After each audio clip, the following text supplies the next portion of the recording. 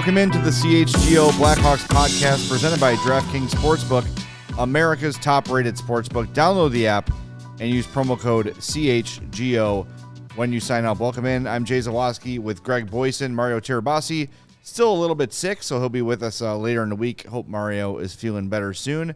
Thanks for tuning in. Thanks for joining us here on the YouTube or on the podcast. Make sure if you're on the YouTube, you smash that like button and subscribe to the channel. If you're just a podcast listener, that's cool too. We love you just as much, maybe even a little more. Make sure you are subscribed and following us there as well. So I think anyone tuning into this show is aware of the day's news. The Blackhawks all-time leading goal scorer, he's got his number retired. He's got a statue outside the United Center. Bobby Hull has died at the age of 84. And before we get into this show, we know that whenever a legendary player dies of any nature, there are people that hurt, and it's hard for a certain generation of Hawks fans, to swallow this pill. I never saw Bobby play. You never saw Bobby play, but we have heard about the legendary performances from him on the ice, from our parents, our uncles, our aunts, whoever got to see him play. And I just want to say this, from start. We're not going to come here and dance on anybody's grave. We owe it to you, our viewers and our listeners, to give you our honest opinions. And there is a chance that they will upset some people, which is not really what we set out to do here. As a new company, we don't want to upset our audience. But if we're going to be a company that lasts and endures, we have to be honest with you. And we have to tell you what we feel. And we're never going to give you anything fake or manufactured. We're not going to, sugarcoat things if they don't deserve sugarcoating. And this is certainly not a thing that deserves sugarcoating. So we know there's going to be some people that disagree with us, disagree with people in the chat. Here's what we're going to ask throughout this entire show. We're going to ask you to be respectful to us. We're going to ask you to be respectful to others. We will take your comments if you disagree with what we're saying. But if it gets personal, you're done. There's going to be a mute. There's going to be a show ban. We're going to keep this as constructive as we can. Again, I know this is a hot button topic, but I don't think that any of you would want us to come in here and not give you what we're truly feeling for the show. So, look, if anyone listens to the last show we did, the post-game show, we both took shots at Bobby Hull during the show. And if you don't know the off-ice things that happen with Bobby, I want to make sure that you do, because I think some people have heard, he wasn't a great guy, but, people change, all those sort of things. I just want to make sure you understand, and I will give a little bit of a trigger warning here. There are some graphic depictions of domestic violence in these comments, so just be aware of that before I begin. In 1966, there was an incident in Hawaii with his then-wife, Joanne, who told ESPN Classic Sports Century this quote: "I looked the worst after that Hawaii incident. I took a real beating there. Bobby just picked me up, threw me over his shoulder, threw me in the room, and just proceeded to knock the heck out of me. He took my shoe with a steel heel and proceeded to hit me in the head. I was covered with blood, and I can remember him holding me over the balcony, and I thought, this is the end. I'm going." This is a woman who feared for her life. The couple reconciled after that, but in 1978, Bobby Hull threatened her with a loaded shotgun. 2 years later, they were divorced. So there you go. His third wife, Deborah, and he married his third wife, Deborah, in 1984. 2 years later, Hull, who appeared to have been drinking, was charged with assault and battery against her, although she later dropped the complaint. However, Hull pleaded guilty to taking a swing at one of the arresting officers. He was fined $150 and placed on 6 months court supervision. In 1998, he told the Moscow Times, quote, "Hitler had some good ideas. He just went a bit too far." When asked if it would be fair to label him as a racist, Hull said, quote, "I don't give a damn. I'm not running for any political office." He later denied those statements. He also, in that same interview, said that the black population in America was growing too quickly. Upon his removal as ambassador before last season, Bobby Hull called himself the scapegoat for the Kyle Beach, Brad Aldrich fallout, saying they brought up things that happened 50 years ago to cover their shortcomings with this pedophile. So there's just a few things that are public about Bobby Hull, and to me, those things are more important than skating really fast and having a great slap shot. And they have to be acknowledged and they have to be stated out loud. And the fact that he has died should not change that. And I know I've been talking the whole show, Greg. I'm going to give you the floor. But I just wanted to make sure we kind of got this out there clearly and everyone understood that it wasn't just like, oh, you know, he was a guy who had a good time and, oh, he had a bad moment here or there. No, there were some horrible, horrible things said and done by Bobby Hull, regardless of how long ago it was. I know domestic violence was much less of a thing in the 50s and 60s, but holding a woman over a balcony to the point where she thought she was going to die, that was not a sign of the times. That's an abuser. Cut and dry. For sure. And all that stuff, even though I've heard that many times before, read about it, it just makes me sick to the pit of my stomach to hear it again. So yeah, those things need to be out in the open. I know people say, oh, you can't talk about those things right after someone dies. Well, when else are you supposed to talk about it? If you're going to if you're going to talk about a person, you have to talk about the whole thing. And it's not just a couple of discretions. It's not boys will be boys type of things. This guy was not a good person off the ice for a lot of his life. Now, that may have changed later in life. I know all day today I've seen pictures of Bobby Hull taken with people's kids, signing pucks. Nobody loved being Bobby Hull more than Bobby Hull. Yes. Nobody loved being in public and having the camera on him more than Bobby Hull. He was the jovial guy, the there to have a good time guy. He made time for everybody that wanted to have time with Bobby Hull and should be commended for that. Was a good ambassador at the job. Understood the assignment. Yes. And, you know, it was understandable why the Blackhawks, when Rocky Wirtz got, you know, control the team, that was one of the first things he wanted to do was bring back Bobby Hull and bring back Stan Mikita to bridge that gap from the generations. And it's understandable why he wanted to do that. And yes, as time goes on, people look at those things and say, yeah, maybe that wasn't a great idea. But you can't change the past. The Blackhawks made that move in February of last year. You know, sounds like sour grapes when Bobby Hull says it. But, hey, for the first time in your life, you were actually held accountable for it. So, boo-hoo. Yeah, right. So it's easy for some people to separate player from person. And does Bobby Hull, the player, deserve that statue in front of the United Center? Absolutely. Does Bobby Hull, the player, deserve to have his number retired at the United Center for the end of time? Yes. Does Bobby Hull, the player, deserve to be in the Hall of Fame? Yes. But the Bobby Hull story doesn't stop when he announced his retirement in 1980. Correct. So, to be fair to everybody, and yes, people have lost their father today. People have lost their brother, their uncle, their friend. Of course. Their childhood sports hero. And my heart goes out to those people who are saddened by all of this. Yes. Because he still is a human being that was loved by a lot of people. His kids, his family, his teammates. I know a lot of people that are hurting today because that's their childhood hero. There are people of mine, heroes of mine, that I've never met in my life that I have cried when they have passed away. There are other heroes that I'm dreading the day they pass away. So I get all that. But as you said, it's our job to tell the whole story of Bobby Hull. Bobby Hull, the greatest Blackhawk of all time. Arguments there? He's definitely in the team photo. You can argue, you know, maybe Patrick Kane has surpassed him in that. But he scored the most goals in Blackhawks history. He revolutionized the game. He was one of the fastest players to play the game. Him and Stan Mikita perfected the art of curving their stick blade to make their shot even more dangerous. Which is terrifying coming from Bobby Hull. Yeah. So, I mean, Bobby Hull, the player, should be celebrated and put on a pedestal. He deserved that. He earned that. Yeah.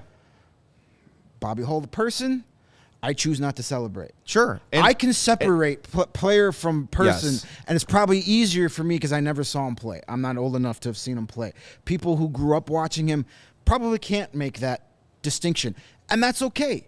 Yeah. I'm not telling anybody that they can't be a Bobby Hull fan. If you can separate those two things, or you choose to ignore the bad stuff because you don't want it to tarnish the good thing, that's your choice, and you have the right to that choice. I, for one, can't do it. While I can appreciate what he accomplished on the ice, all that other stuff makes me not a fan of his. And again, I offer my condolences to the Hull family. I know there are people who are heartbroken today, and so, it's people call this he has a complicated legacy. It's not complicated. He was a great hockey player and a bad person. That's it. That's not complicated. That's black and white. That's cut and dry. To me, you can't celebrate one without mentioning the other. And we know that there are people that he was good to, right? We've seen an outpouring of stuff on Twitter from, hey, I was a kid, I met Bobby at a such and such, and he was super kind to me and said he'd love to see me at a Hawks game someday, and that's cool, and that's great. I'm glad that he had that impact on you, but keep in mind how the people he was closest to, his wives, felt, and his kids felt, and think how the many, many Jewish Blackhawks fans felt when they heard their hero say Hitler had some good ideas, and the many, many black Blackhawks fans who heard him say the black population is growing too quickly in America. I'm glad you got your autograph, and I'm glad you had that positive experience, but you cannot eliminate what those comments did. And I know it's direct versus indirect, but that hurts, and that hurt a large portion of the fan base all at once, and probably continues to cause some pain for them. And it just can't be ignored. And I think part of why it has been hard for a lot of people today, especially some of our older viewers and listeners who grew up watching Bobby or were a little closer to him than we were in terms of age. When someone is that great at what they do, it becomes very difficult to have to cope with your feelings on it, right? I remember years ago, Jeff Pearlman wrote a book about Walter Payton and shared some unflattering things about Walter Payton's life with his wife and his faithfulness and those sort of things, and people were outraged. They did not want to hear a bad word about Walter Payton. That's me. Walter Payton is my Bobby Hull. I don't want to hear it. You know what I mean? But if Walter did what Bobby did, that would change the way I feel about Walter. Yeah. I mean, there's a difference between indiscretions and being an asshole. Yeah, flat out evil. Yeah, Yes. and Michael Jordan's another one of those guys. Right. He's on a pedestal in this town, rightfully so. Mm-hmm. But there's a lot of stuff out there that maybe he's not this great guy that everybody thinks he is, and so it's up to each individual to decide how they want to compartmentalize that. To me, I have a hard time separating person and player, or art and artist. There's a lot of times where people that actors or musicians that I have loved for years, and then really stuff tough. comes out, and you're like, God, this sucks. I don't know what to do because these songs were important to me at a time of my life. Maybe this was a song that pulled me out of a dark place many times, and now I hear it and it ruins things for you, and that sucks. Yeah. And I get that, but you also have to empathize with how other people's actions can take them, instead of pulling them out of dark places, can throw them into dark places. So there's no right way to handle all this stuff. If you're hurting, you're hurting. And that's not wrong. It's okay. If you're indifferent, Cool. fine. Nobody should be happy. Somebody still lost a father today. Somebody still lost a family member. We don't know those relationships. So there's no reason to be doing a victory lap today. Just out of just being a decent human being, there's no reason to do a victory lap. Yeah. But if you're hurting, that's okay. That's fine. That's, I'm sorry you're hurting. If you're indifferent, that's a perfectly reasonable response to. Michael in the chat is one of our elder statesmen of the chat. He says, Bobby Hull, the player, saw him hundreds of times at the stadium. Always great to the fans. Greatest athlete I ever saw. Unless you saw him play at the stadium, I can't explain the excitement. And I think back to, you talk about the sports time machine.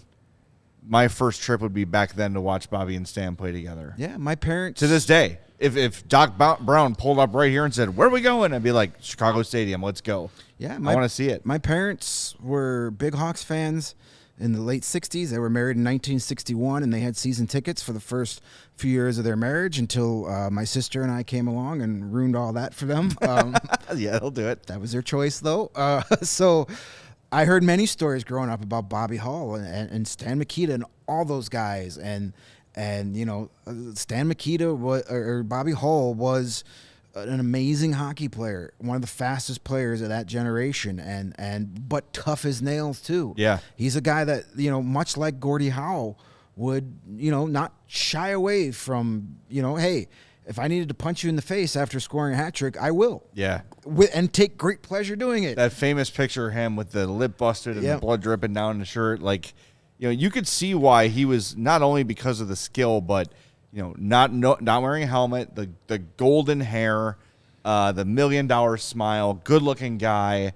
Like, he had everything. Someone today compared him to Sinatra on Ice, which you could probably make that comparison in a lot of ways. He owned this town. Yeah, he did for decades. There's a picture of Bobby Hull baling hay. Like, that's how he would get in shape, would just like work on a farm. And there's one of him baling hay, and there's one of Gordie Howe fishing, and they've got their shirts off. And you have not seen a person built this way. I guarantee you, those guys never took a CrossFit class in their life. No. Never lifted a weight. They never did anything, and they probably smoked cigarettes and drank 3 cases of beer, a week. Yeah. Yet they just knew how to do it. Like, they were different. They were on a different level than anybody else. Definitely. And you know, as time wore on, Bobby Hull's legacy, you know, he became stuff of mythical proportions, and rightfully so. And you know, with Mikita, you know, that one hurt to me a lot more because of the stuff we talked about with Hull. But you know, I've gotten a chance in the past to meet Stan Mikita and sit down and chat with him, and he was just such a genuine guy. Like with the Bobby Hull stuff, even when he was doing stuff, you could tell, like, okay, the cameras are on, he's gonna pour it on. But Stan Mikita was that guy all the time. I don't know can I use mensch? I'm not Jewish, but yeah, it seems to fit perfectly. Yeah, I mean, Stosh was you know, they were like, you know, the yin and yang to each other, right? I mean, look, Toews and Kane are very similar, in that regard, and we'll discuss Patrick Kane's legacy at a later time. Yeah, but maybe not quite. The parallels are there, where Kane and Hall were more the wild child, the party guy, the had the swagger, could talk trash, follow it up. Not the same player, but the same style and attitude. Where Mikita and Toews were more the, hey, it's all about business. Yep. You know, this is my life. This is what I do. So yeah, they you know, there are a lot of parallels to those duels, and I did the little news piece this morning when the news was made official, and I said this generation of Blackhawks fans have Kane and Toews to define their fandom, but for our parents and our grandparents and those generations, it was Hull and Mikita. Right. They were the sports gods in this town. There were no Bulls back then. They're still talked about. Yeah. You know, still to this day. There were no Bulls. Right. You know, the 60s and 70s were not a golden era for Chicago baseball by any means.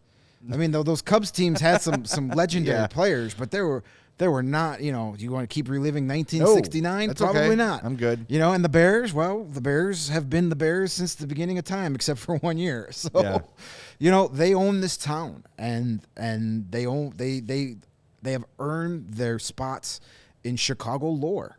Yeah. I should mention I failed to do this at the start, and apologies for that. In a few minutes, we're going to be joined by ESPN's Emily Kaplan. She's been scheduled for a couple weeks now. She was kind enough to push her visit back 30 minutes so we can get into the Bobby Hull stuff. Our buddy Windy City Hockey asked a nice question. Do you think the Blackhawks wear a number 9 patch commemorating Bobby Hull's passing? I don't know. I don't think so. I think the statements they made kind of cover everything. Yeah. And I think they're kind of happy to, especially in light of what happened last season. last summer. Yeah. Well, you know, what came to light last summer happened in 2010. I think they'd be wise to steer clear of that. It's just don't go looking for more bad PR backlash if you don't have to. You can avoid it. Yes. I think there'll be a lot more people upset if they do than the people who would be upset if they don't. You're not going to please everybody. Someone's going to be mad about it. Right. You know, there are people mad that, you know, Eddie Olczyk didn't get his moment in the sun this year. There's reasons for that. Oh, he also did by emceeing Marion Host's retirement ceremony. But so, you know, I don't know. That's a tricky one. That's not that's a decision I'm glad I don't have to make. Yeah. Do we have the statement from the Blackhawks? Yes. Thank you, Kevin. I wasn't sure if that got to you. This is from the Chicago Blackhawks. The Chicago Blackhawks are saddened by the passing of Blackhawks legend Bobby Hull, a superstar for our franchise between 1957 and 1972. Hull is part of an elite group of players who made a historic impact on our hockey club. The Golden Jet helped the Blackhawks win the 1961 Stanley Cup and delivered countless memories to our fans, whom he adored. Generations of Chicagoans were dazzled by Bobby's shooting prowess, skating skill, and overall team leadership that led to 604 career goals, a franchise record that remains to this day. We send our deepest sympathies to the Hull family. We also had a statement from Rocky Wirtz. Rocky says, quote, Bobby Hull will always be remembered as one of the greatest Blackhawks players of all time. He was a beloved member of the Blackhawks family. When I assumed leadership of the organization upon my father's passing in 2007, one of my first priorities was to meet with Bobby to convince him to come back as an ambassador of our team. His connection to our fans was special and irreplaceable. On behalf of the entire Wirtz family, I offer our deepest condolences on the loss of Bobby Hull, the Golden Jet. He will be missed. So there you have it. There's the two statements from the team. I don't really know what to expect in terms of a jersey patch or a helmet sticker, or when Stan passed and when Tony O passed, they had the number behind the goal on the ice. I would be surprised if they do something like that. I think they want to keep their distance and avoid the controversy. Yeah, it was easy for Tony O and Stan Mikita because they didn't have the ugly side to their legacy. Right. So we'll see what happens. You know, not an easy decision to make from a standpoint of no matter what we do, someone's going to be yelling at us. Right. So it just depends on which side of that coin they want yelling at them. You know, I don't know. I'm not going to try and guess and get in the headspace of Danny Wirtz right now. What about like a moment of silence and intro video before a game? I would assume they will do that. They'll do a moment of silence and you know, moment of silence before that February 7th game when they're back on the ice, and maybe a little tribute video. But you know, and then it's time to move on.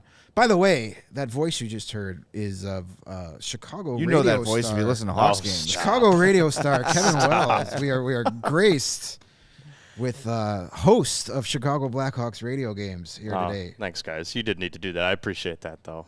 I was lucky enough to fill in a couple times while John's voice is on the mend. So hopefully John's doing better. Hopefully to get him back after the break. Joe's been doing an awesome job on play-by-play. Just happy to friend throw of the my hat in the program, ring. Joe Brand. Yeah, but Kevin, you killed it those times. I know that first day, it was kind of a last-minute thing, and I saw you before the out in the press box, and I could tell the nerves are creeping in a little bit, but you killed it. You did a great job. Yeah, you helped step me off the ledge a little Well, bit. as I told you, I was I'm a bit like, nervous. if this idiot can sit here and talk in front of an audience every day, you've got it.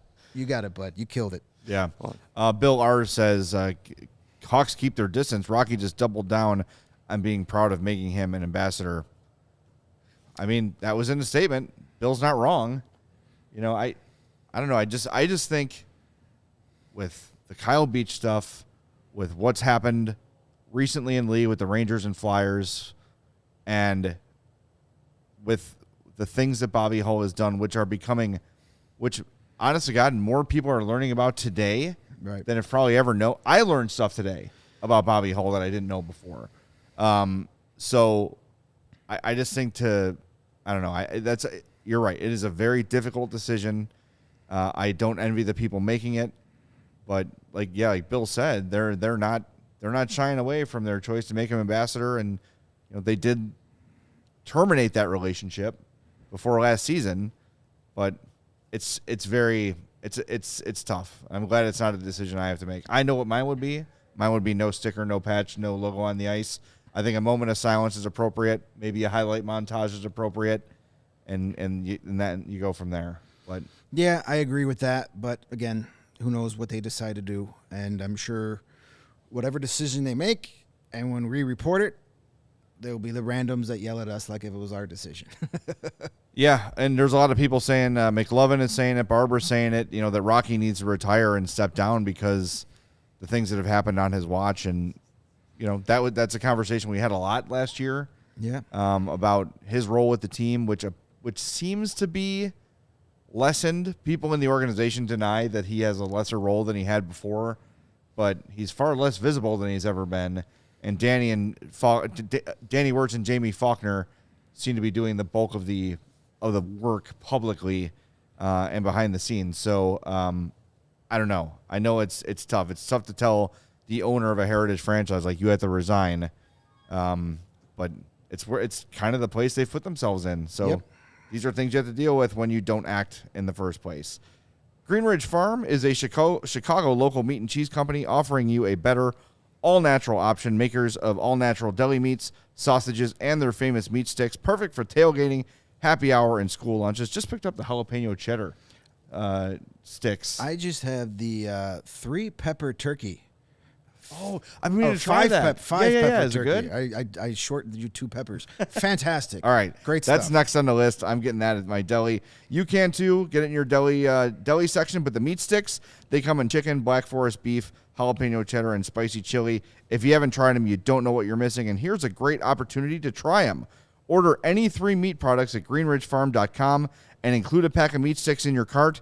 They'll be free simply by using the code CHGO at checkout. Again, order any 3 meat products at greenridgefarm.com, include a pack of meat sticks in your cart, and those meat sticks will be free by using the code CHGO at checkout. And the stage is set, and we're counting down to the battle in Arizona. Yesterday was a big day in the NFL. There's no better way to get ready for the action than with DraftKings Sportsbook, the official sports betting partner of Super Bowl 57. New customers can bet just $5 and get $200 in free bets instantly. Plus, all new and existing customers can take a shot at an even bigger payout with the DraftKings stepped-up same-game parlays. Boost your Super Bowl 57 winnings with each leg you add up to 100%.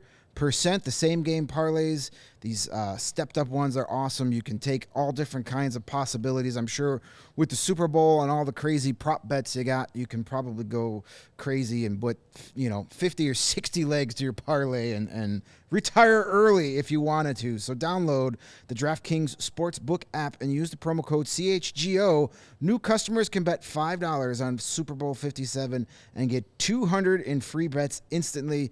Only at DraftKings Sportsbook with the code CHGO. Minimum age and eligibility restrictions apply. That's easy for me to say. Void in Ohio. See show notes for detail. All right, we are joined now. This is an interview we've been trying to make happen since, when did we open? March of 2022? It's been almost a year, yeah. We've been trying to make this happen since March of 2022. One of my favorite hockey reporters in the world. It's ESPN's Emily Kaplan joining the show. Emily, thanks for joining us. I'm glad we could finally get this done. It's my pleasure, and I'm sorry you're making me feel very flaky, but I appreciate your persistence, your patience with me, and now is a great day to come on, so thank you. Yeah, no, you're not flaky. You're busy. That's 2 very different things. Fair enough. And again, thanks for your flexibility with the Bobby Hull news.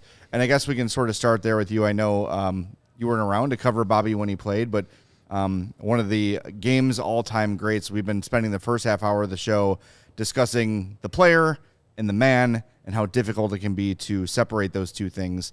So we welcome your thoughts on the passing of Bobby Hull. Yeah, no, it's a sad day for everyone who knew him, everyone who grew up watching him. There's no doubt he was an electric player, and he meant a lot, both the Blackhawks organization as well as the league. I think this is a topic that I grapple with as a sports reporter. I know fans do too when you have someone who could do something so incredible on the playing field, and then you hear about stories and there's reports of things that they do off the field that don't necessarily align with your values, and you have to grapple with that of how do we celebrate this person. But I think today is all about just supporting his family, supporting those who love him, and remembering that in that way. And everyone's personal beliefs, that's something that they can all wrestle with. I don't typically have a ton on them just because, as you said, I didn't cover him, didn't know him that well, but he was an absolutely a legend for this organization, and my thoughts are with his family.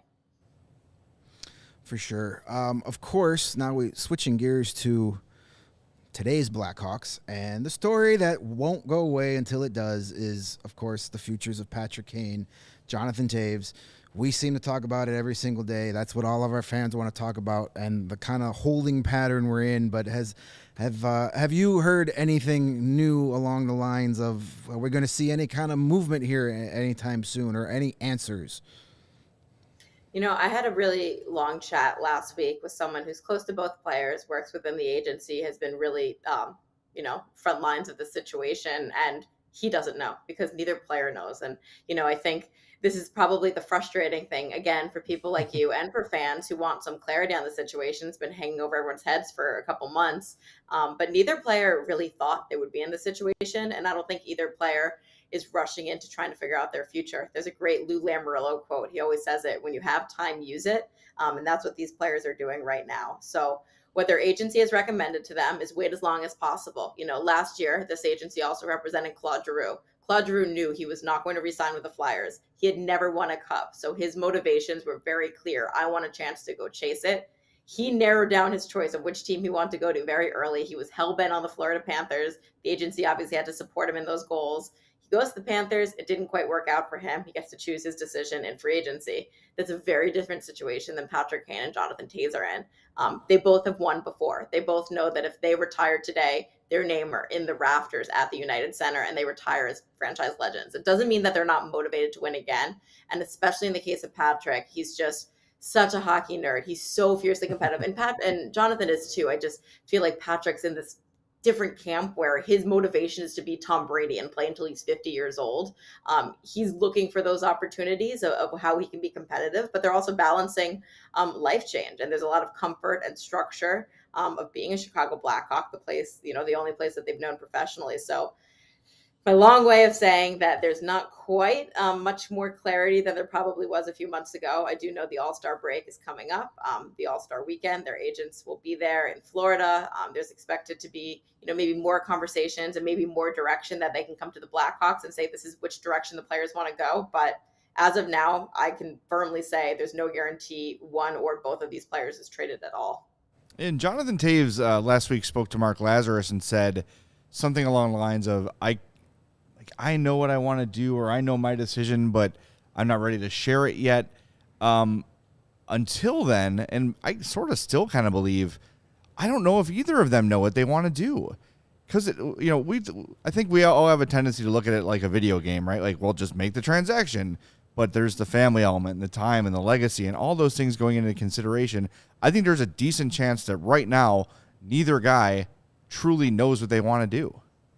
I am with you, and I don't think so. And I think that Jonathan has an idea, and he's probably had to map out different scenarios of what would my life look like if I chose this or I chose that, and what would the next few months look like for me, and, what risk am I willing to stomach? But to say with full certainty he knows exactly where he's going to be on March 4th and what that situation is going to look around him, I'm not quite sure he's there yet. Well, those aren't the only two guys, going to be on the move. The Kyle Davidson built a roster to put it bluntly, look like they're trying very hard every night, but still lose as many possible games, and that's what they've done a good job at. But there are some guys that were brought in to be flipped, and there's a lot of other guys. Rumors. Is there any other talk going around on the back channels about who is drawing interest these days as we get closer to the trade deadline?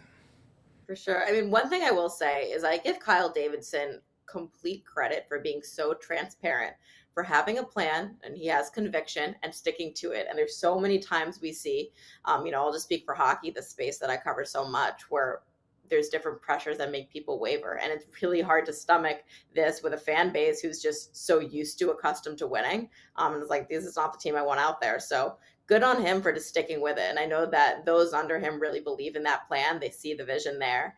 They're preparing as if they're going to get a couple extra draft picks. They already feel great about the situation that they're in and their potential to get the number 1 pick in Connor Bedard. And it's another really great draft class. Maybe we can get into that after.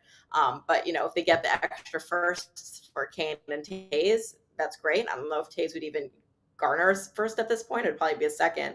But there's another couple players on the roster that I do think that they could recoup some value for.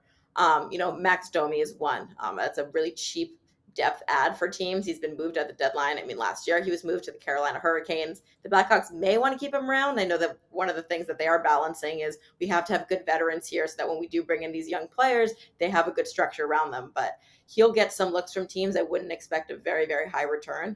I think that their blue line is starting to get a lot of looks. Connor Murphy's under contract for another few years. If the Blackhawks retain salary on him, that's a very attractive pickup for some teams, because one of the big trends this year is no one really wants to stomach the risk for a rental. Everyone wants some cost certainty and assurance, especially because we don't know how much the salary cap is going up, and we do know that it's not as much as we anticipated. So if you can get a guy locked in like that who is, very solid, he's not going to blow you away on either end of the ice, but he's a very, very solid veteran. I wouldn't be shocked if he was traded. And one of the names that I've heard a bunch is Jake McCabe. And again, teams are looking, hey, are they going to retain salary on this guy? But if they do, there's so many defensive needy teams. There's really not that many blue liners available. Probably the top guy is like Vlad Gavrikov out of Columbus, but he would garner you a first round pick. And, then you're hoping that he would sign long term. So someone like Jake McCabe is very, very attractive to some contenders. But that's if the Blackhawks are willing to eat some salary, which I get the sense that they are, because they're starting to think about having to meet that salary cap floor next season as they continue this long plan. Yeah, how many guys can we pay to not be here? So, yeah, that's definitely something they have to consider. And I want to go back to Max Domi real quick, because I went back every now and again. I go back and review shows from the past to see, what do we think about this when it happened? And before free agency began, we were kind of going through the list of available free agents, and we got to Max Domi and kind of went, and I don't know, his reputation, at least in my mind, before he got here was kind of, I don't want to say a problem. I think maybe malcontent is a little strong too, but I had the feeling that he wasn't the most desirable teammate. But since he's come here, he has been the most, available guy in the locker room, always with a smile on his face. He's talked openly about wanting to stay here and be part of this thing beyond this season. I don't know if my opinion of a guy has flipped so much from, summer to now than it has with Max Domi. How is he viewed around the league? What is his reputation around the league in terms of maybe not just trade value, but in terms of, locker room presence? He's a really popular player. I mean, obviously his dad, Ty Domi, was an incredibly popular enforcer in the league for a long time. Yeah. Ty is ubiquitous. He's always around. He's in Toronto. He's got some cool celebrity friends. Max has been exposed to that lifestyle since he was really young. And I find Max to be a very popular player. I was around Carolina a ton last year when he got traded there. The guys all liked him. He fit in. I do remember, though, I was, working the trade deadline at ESPN. We were at the desk, and John Tortorella was on our panel. He was one of Max Domi's former coaches, and kind of off camera when they did trade for Max Domi, he's like, I don't know if that's going to be a great fit for Rod Brind'Amour. And I think the issue has never been Max as a teammate. It was more so maybe him being coached, maybe him wanting to be a center when other coaches want him to play at a different position. More issues like that. I think that also Torts is just a very demanding coach to play for. He asks a lot of you. I think those are a lot of euphemisms. So maybe there was a little bit of tuffle there, but when Torts was talking about Max Domi as a person, glowing, really smiley kid, really liked him. And, you talked about him as a teammate. I haven't watched a ton of Blackhawks games this year. I'm not going to lie to you. Emily, you're missing out. Yeah, I know. The ones I haven't seen, though, I've seen moments where, Kane gets, tossed in a corner and Max Domi is the first guy standing up for him. And like you said, there's a lot of pride he has being in this organization, an original six, being teammates with these guys. And, whatever happens to him, I think he'll find a good home somewhere. But he has bounced around a lot. And I think, it's just kind of the nature of the business. Not all first round picks pan out. Maybe everyone always viewed him as one thing, but turns out that he's something else. But he sticks places in the sense that he's still in this league and he's still contributing. before we move on to the draft, the Max Domi conversation reminded me that the main reason he came here in the first place was Luke Richardson being named head coach. He said it from his opening press conference that Luke is the reason I'm here. I wanted to play for Luke Richardson. And it's really hard to learn too much about a head coach, X's and O's wise, when the roster is as poor as it is. But from afar, what have your impressions been of Luke Richardson? And what have you heard from some of your colleagues around the league about his first year as head coach? Leader. When I think of Luke Richardson, I just think leader of men. And I think so many times, especially in head coaching, this is something I believe covering the NFL. We talk about that sexy offensive coordinator or sexy defensive coordinator that did something really unique. And oh my gosh, they're going to shoot to everybody's head coaching rankings. And I'm like, I feel like a head coach is more like a CEO. And that's something that you delegate the X's and O's to your assistants. And look, so I don't really know about Luke Richardson's ideal system. I know that the players he has to work with and what he has to make chicken salad out of. And he's done, I think, quite a decent job, especially getting these guys to buy in early when everyone was counting them out. But just the composure that he has behind the bench. I know he was extremely popular with the players in Montreal, extremely well respected by his colleagues, a player that put in the work to get to this position as a head coach. And just in my limited conversations with him, I've just been very impressed by his leadership. Just it's that quality that you can't quite describe, but you know it when you see it. Yeah, he definitely has a presence. He walks into a room and you're like, okay, we know what this guy's about. Besides the Kane and Toews, discussions every night, we end up talking about the draft. Obviously, this season is about the future. And of course, Connor Bedard is the ultimate prize here. But if we've been trying to talk our fans off the ledge this year about, hey, if we miss out on number one, even if we finish with the worst record, that doesn't guarantee you Connor Bedard. But this draft is loaded. Like, yes, Connor Bedard is the ultimate prize, but there's a lot out there. And you recently wrote about this draft and how good it is. If you just want to share your thoughts on that to kind of help another educated voice telling our fans that if we miss out on Connor Bedard, it's not the end of the world. Yeah, well, here I'm going to come with a lot of good news. This draft is spectacular, especially among forwards. It's not a great draft for defensive prospects. The top defenseman that's probably going to go is this Austrian kid that is just big and tall, and every evaluator just kind of gets blown away by the big and tall guy. He might go late first round. We could see a ton of forwards getting taken. That's one of the reasons why I believe the Blackhawks traded up for Bertynski last year, knowing, hey, we get our defenseman that we like in 2021. We can save out for these forwards in 2023 or 2022, 23, whatever. Years all blend together after the pandemic. You guys know what I'm talking about here. The other good news about this draft is that the Blackhawks have 2 first-round picks, but also 2 second-round picks. And some GMs and evaluators I've been talking to say those second-round picks might be better than the first-round picks in 2024. You can get really good value. When I talked to Dan Marr, he's the head of the NHL Central Scouting, he said there was 50 to 60 really good prospects in this draft, and it does tail off after that, but those 50 to 60 are really, really good. The high-end talent here, the top 5 picks of the draft are all excellent players, and the Blackhawks at this moment are projected to get in that range and more than likely should. So you've got Connor Bedard at number 1. He's your Connor McDavid, Austin Matthews, very elite level talent. Number 2 is more than likely going to be Adam Fantilli. Going into the past World Juniors, there were some people who still said, I might even take Fantilli over Bedard. I don't think they're saying that anymore. I still think it's a very clear consensus number 1, but that just gives you a sense of how good Adam Fantilli is. Canadian kid, he's playing for Michigan. One of the great things he did at the World Juniors is we see him score a ton at Michigan. He's a center. He played out of position. He played a role, bottom 6 minutes. Completely bought in for Team Canada to get them a goal. And for a lot of evaluators, they're like, that showed me versatility. That showed me coachability. I effing love that kid. So he would be a great consolation prize. Leo Carlsson, more than likely going to go number 3. Swedish player, very precocious. You see the Swedish model, he'd probably plug into the NHL very soon and be quite a productive player. And then, if a team's willing to take a risk, I feel like stomach a risk is my theme of the day. But Matvei Michkov is a player who has been talked about the best Russian since Alex Ovechkin to come out of that league. Incredible winger, just ready to dominate probably in the NHL in the sense that he's already, playing professionally over in Russia. because of the Russia factor, because of the fact that he's signed in the KHL till 25, 26, he's probably going to drop. We don't know when he's going to come over here, what his appetite is. But I mean, if a team's willing to take a little bit of a risk on him and you get him outside the 2 to 4 range, you could land a complete diamond.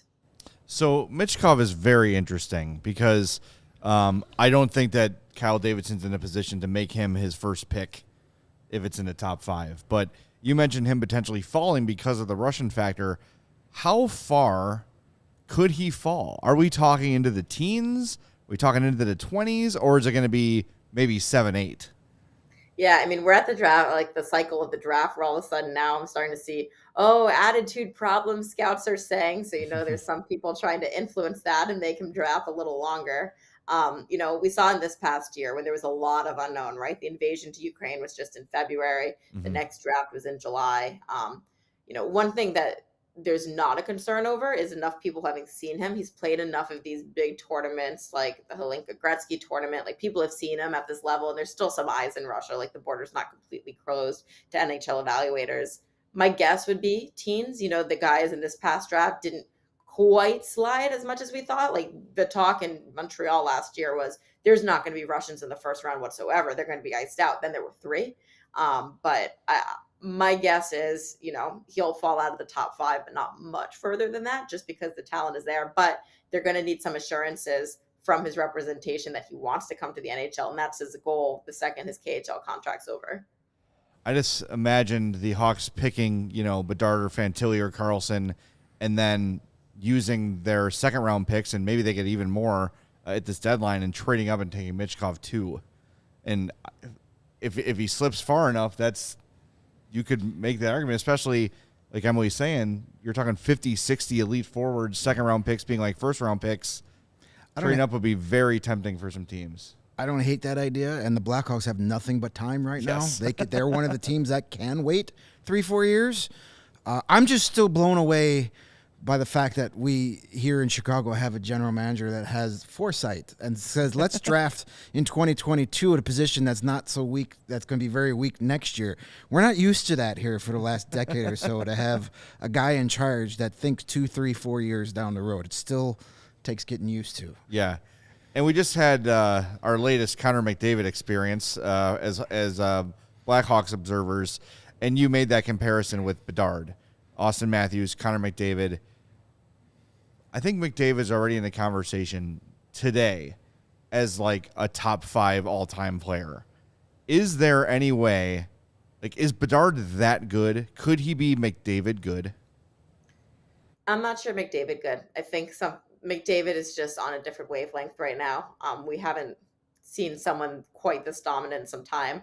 I think the trouble that I have with Bedard, and I think evaluators do too, is that the best is yet to come. And if you've seen him, he still has a lot of physical development that he needs to go through, just, with his age. So we don't quite know how he's going to net out. But I think he would just be one small rung under McDavid, just the way that he's been able to take over games with as much spotlight and pressure that he had. And I don't think that part has really been covered enough, because the noise is really loud about him. And everyone you talk to, whether it's NHL evaluators, agents, teammates, coaches, none of it seems to faze him. The fact that his junior team was like, oh yeah, it's totally cool after World Juniors, and you just lit the entire show up and won a gold medal, take a couple games off. And no, he was playing their very next game, and I think had 4 points, 3 goals and an assist or something insane, and then just insane production after that. So he's a very special player, probably one rung under McDavid, but it's going to be a while before we see another McDavid. I'll put it that way. Yeah, he is.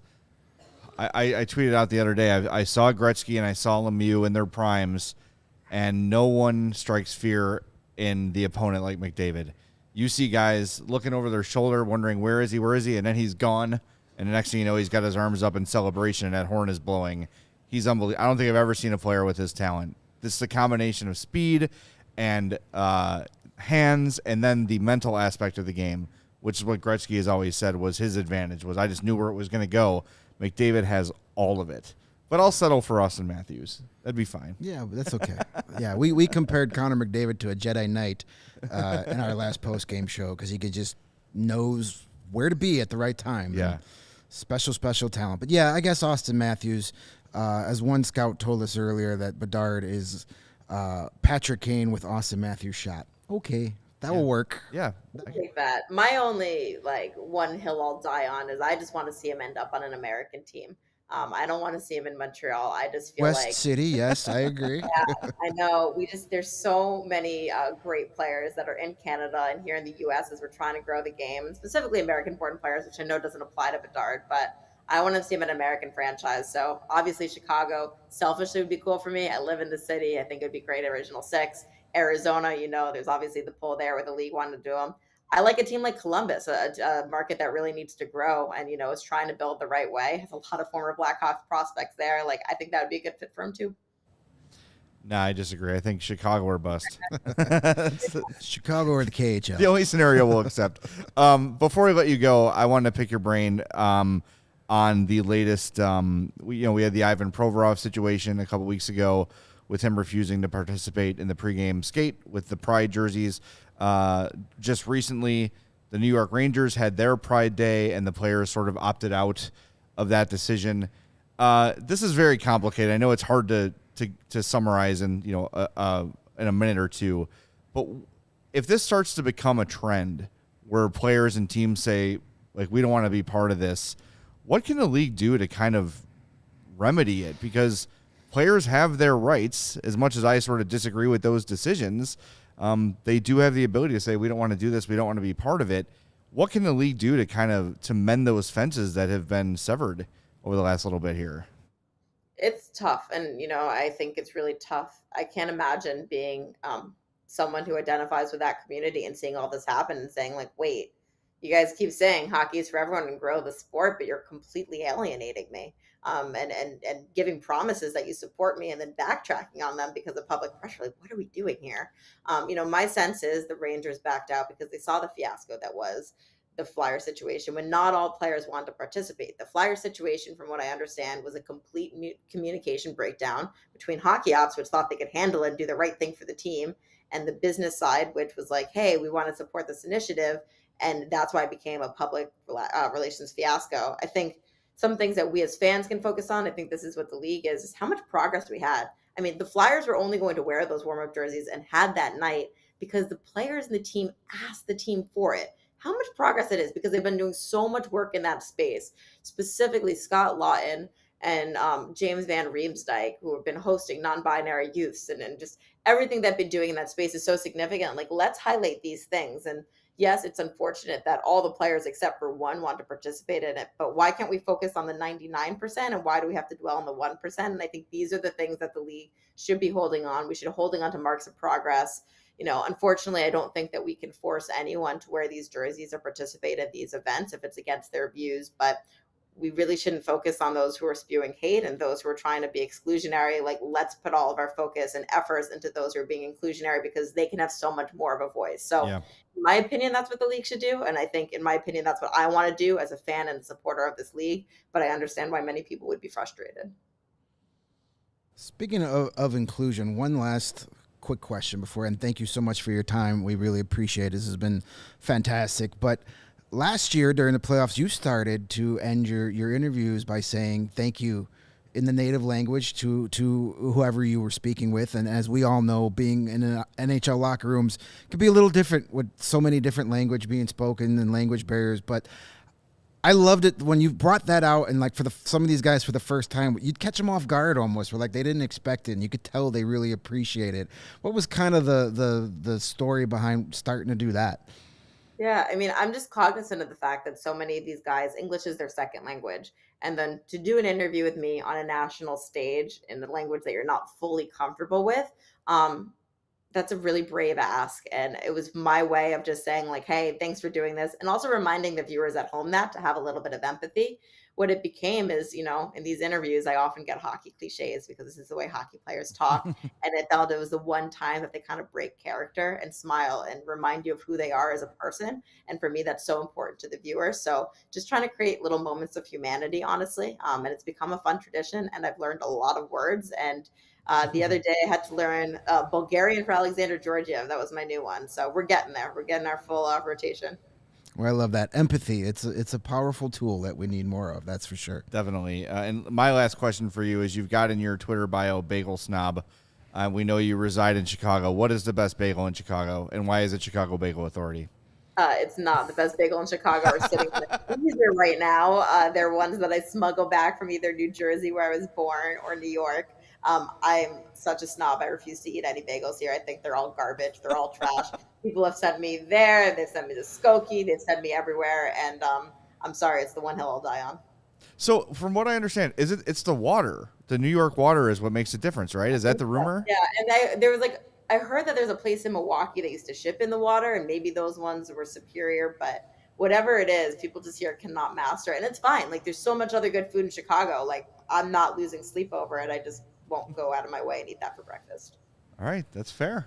That's standing your ground. I appreciate that. That's awesome. You. Emily, thanks so much for the time. You are more than generous, and especially appreciate the flexibility on short notice. So thank you so much, and hopefully we can do this again soon. I appreciate it, you guys. Thanks for your patience with me, and congrats on the new venture. It's very cool. Thank you. Thanks so much. Thanks, Emily. Really appreciate it. All right, we'll talk to you soon. That's Emily Kaplan of ESPN. Follow her on Twitter at Emily M. Kaplan. Well, that was one hell of a show, my friend. Yeah. That flew by. Yes, it did. A little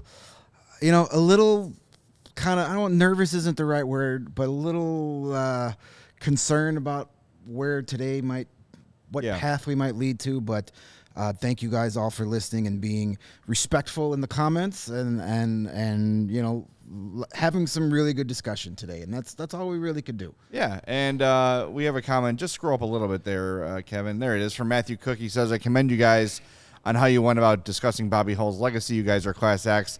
I personally would have had to bite my tongue until it fell off. Thank you for being honest. Look, if we had the option to just not address it, I think we would have been we would have happily chosen that. I woke up and saw the news and was like, "Oh, here it is. This is the one we knew we were going to have to do someday."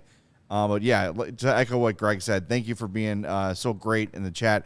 Thank you for being so welcoming to Emily as well, and thank you to her for really I wrote her I think 11 a.m. saying, "Hey, I know this is a curveball, but could you possibly move a half hour?" She's like, "Yeah, no problem. Totally understand it."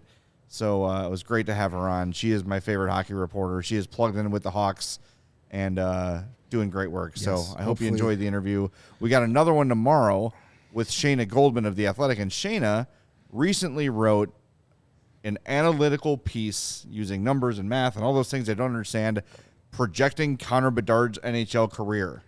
So if you want to get excited about Connor Bedard, join us tomorrow at 2:30. It's going to be another great show. Before we go, I want to remind you that the ComEd Energy Efficiency Program is committed to helping families and businesses in the communities they serve save money and energy.